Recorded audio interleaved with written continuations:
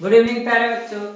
आज हम आपको कक्षा 12 भौतिक विज्ञान का अध्याय 7 और 8 का महत्वपूर्ण प्रश्न बताएंगे जो बोर्ड पेपर के लिए बहुत महत्वपूर्ण होंगे।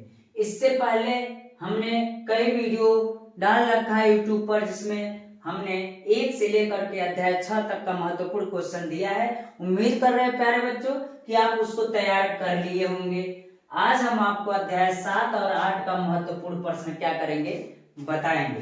तो पहला क्वेश्चन ये कह रहा है, प्रत्यावर्ती धारा से आप क्या समझते हैं, इसके औसत मान से आप क्या समझते हैं। तो सबसे पहले हम कहें कि प्रत्यावर्ती धारा से क्या समझते हैं, तो हम कहेंगे प्रत्यावर्ती धारा वह धारा होती है जिसका परिमाण और दिशा समय के साथ क्या होता है, बदलता रहता है, उसको हम प्रत्यावर्ती धारा कहते हैं। यानी जिसका परिमाण और दिशा समय के साथ क्या होता है, बदलता रहता है, तो उस स्थिति को हम क्या कहते हैं, प्रत्यावर्ती धारा हम कहते हैं। प्यारे बच्चों, इसको आप लोग पढ़ लीजिएगा, प्रत्यावर्ती धारा से आप क्या समझते हैं, और ये क्वेश्चन आपके लिए इंपॉर्टेंट होगा।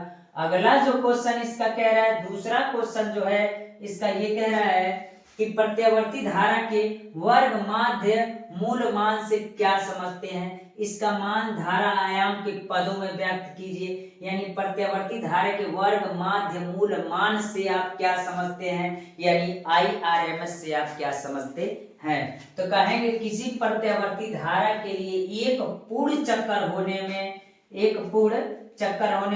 धारा के वर्ग के औसत मान के वर्गमूल को ही धारा का वर्ग माध्य मूल मान हम कहते हैं। फिर से सुनिएगा प्यारे बच्चों, किसी प्रत्यावर्ती धारा को एक चक्कर पूर्ण होने में धारा के वर्ग के औसत मान के वर्गमूल को ही धारा का वर्ग माध्य मूल मान हम कहते हैं। इसको IRMS से क्या करते हैं, प्रदर्शित करते हैं। और प्यारे बच्चों, इसको आप देख लीजिएगा, और इसका न्यूमेरिकल भी पूछता है, इसलिए मैं अभी आपको और क्वेश्चन बताऊंगा कि इस क्वेश्चन को भी आप क्या कर लीजिएगा, पढ़ लीजिएगा। यानी प्रत्यावर्ती धारा के वर्ग माध्य मूल मान से आप क्या समझते हैं, इस क्वेश्चन को आप देख लीजिएगा। अगला कह रहा है, अनुनादी आवृत्ति से किसे कहते हैं।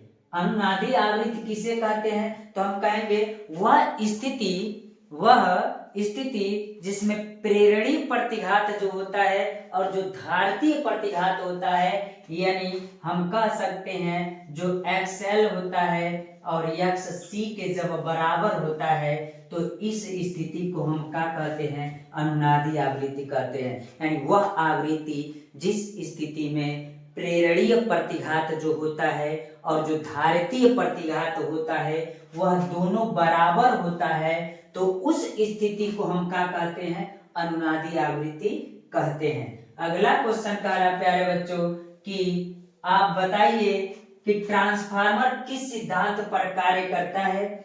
ऊंचाई तथा अपचाई ट्रांसफार्मर को स्पष्ट कीजिए। और इसी में न्यूमेरिकल भी दिया है, एक ऊंचाई ट्रांसफार्मर के प्राथमिक व द्वितीयक कुंडलियों में फेरों की संख्या 100 तथा फेरों की संख्या क्रमशः 100 तथा 8000 है। यदि प्राथमिक में 120 वोल्ट का प्रत्यावर्ती विभवांतर लगाया जाए तो परिणमन अनुपात तथा द्वितीय में उत्पन्न वोल्टता, ये तो और आसान है। सबसे पहले ये क्वेश्चन कह रहा है कि ट्रांसफार्मर किस सिद्धांत पर कार्य करता है, तो हम कहेंगे प्यारे बच्चों कि ट्रांसफार्मर अन्योन्य प्रेरण सिद्धांत पर कार्य करता है। ऊंचाई ट्रांसफार्मर यानी स्टेप अप ट्रांसफार्मर और स्टेप डाउन ट्रांसफार्मर से आप क्या समझते हैं, यानी इसको स्पष्ट कीजिए। तो वो ऊंचाई ट्रांसफार्मर किसे कहते हैं, यानी स्टेप अप ट्रांसफार्मर किसे कहते हैं, हम आपको अलग से इसका वीडियो बना देंगे। लेकिन अभी देखिए क्या कर रहा है, ऊंचाई ट्रांसफार्मर तथा अपचाई ट्रांसफार्मर से आप क्या समझते हैं, तो जरा बताइएगा।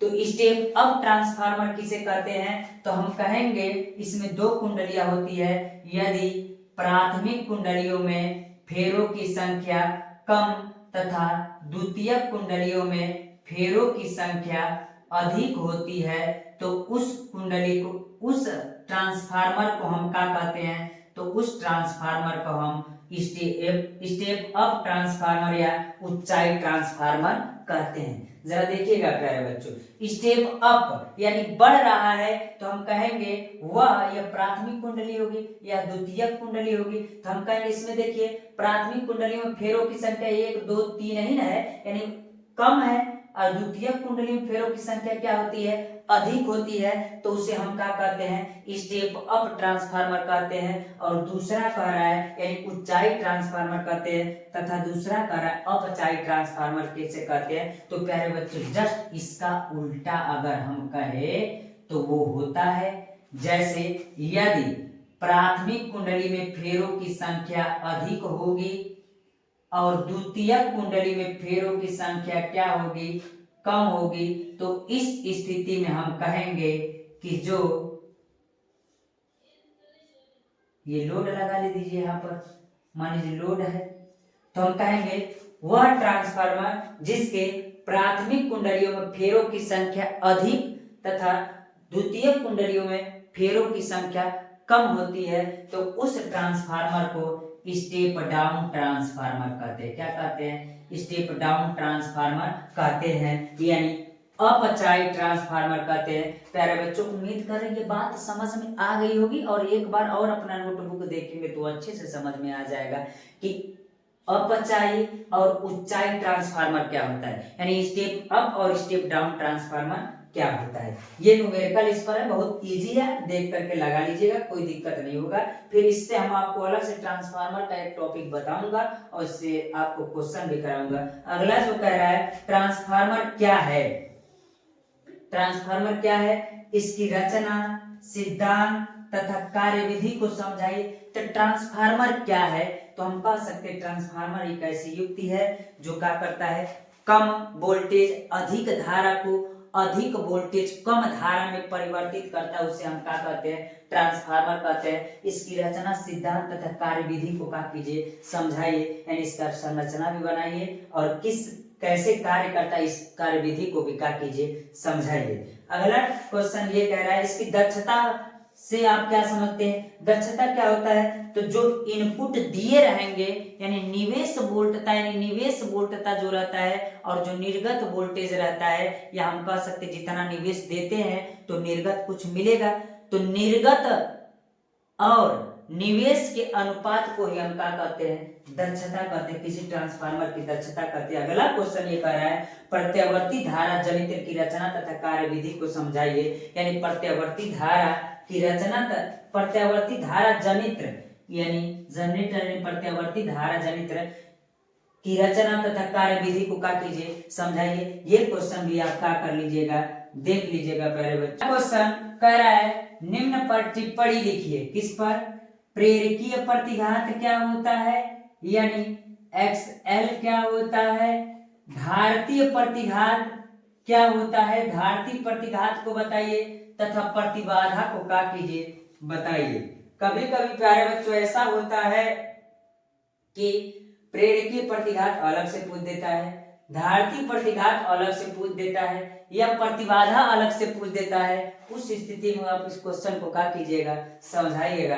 अगला क्वेश्चन ये कह रहा है कि प्रत्यावर्ती धारा के वर्ग माध्य मूल मान का व्यंजक क्या कीजिए, प्राप्त कीजिए, और किसी प्रत्यावर्ती धारा का शिखर मान 10 करणी में 2 एम्पियर है, तो धारा का वर्ग माध्य मूल मान क्या कीजिए, ज्ञात कीजिए, यानी प्यारे बच्चों IRMS को क्या कीजिए, ज्ञात कीजिए। अगला कह रहा है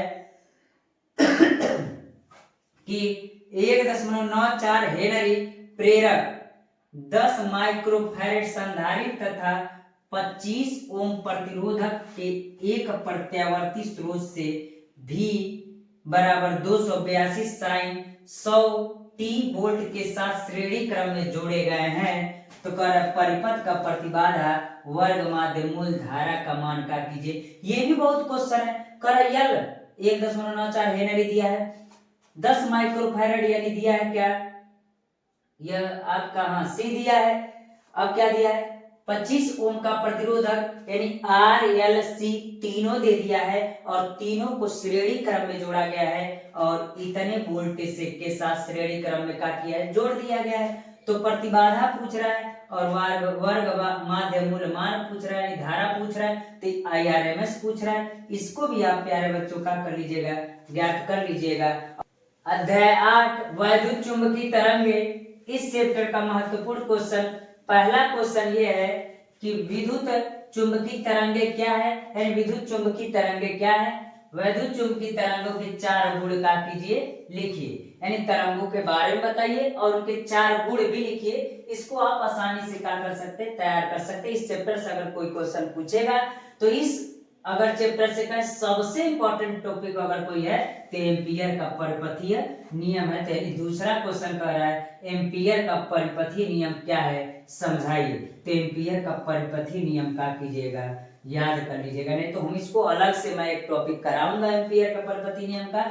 अगला क्वेश्चन कह रहा है वैद्युत चुंबकीय स्पेक्ट्रम से आप क्या समझते हैं, यानी वैद्युत चुंबकीय स्पेक्ट्रम को क्या कीजिए, समझाइए। अगला कह रहा है विस्थापन धारा से आप क्या समझते हैं, तो विस्थापन धारा को भी आप क्या कर लीजिएगा, देख लीजिएगा प्यारे बच्चों। उम्मीद कर रहे हैं कि ये क्वेश्चन आपको समझ में आ रहे होंगे और इससे पहले भी जितने हमने आपको क्वेश्चन दिया है, जितना वीडियो दिया है, उस क्वेश्चन को आप तैयार कर रहे होंगे। और मैं ये कह रहा हूं कि आपको इससे बाहर से क्वेश्चन नहीं पूछेगा, इसके अंदर से ही क्वेश्चन पूछेगा। आप इतना तैयार करेंगे तो आप बोर्ड पेपर में आपको कोई दिक्कत नहीं होगा, इसलिए आप इतना क्वेश्चन तैयार कर लीजिएगा। अध्याय 7 और 8 का यही इंपॉर्टेंट क्वेश्चन है। आज के लिए इतना रहने देते हैं प्यारे बच्चे, धन्यवाद।